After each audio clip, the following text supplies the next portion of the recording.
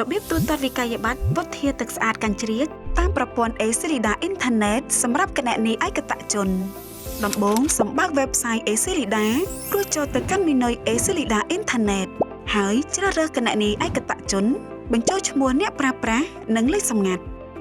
ចុចលើប៊ូតុងចូលប្រព័ន្ធបញ្ចូលលេខសម្ងាត់ពី web token របស់លោកអ្នករួចចុចលើប៊ូតុងផ្ទៀងផ្ទាត់ចូលទៅកាន់ menu ទូទាត់វិក័យប័ត្រ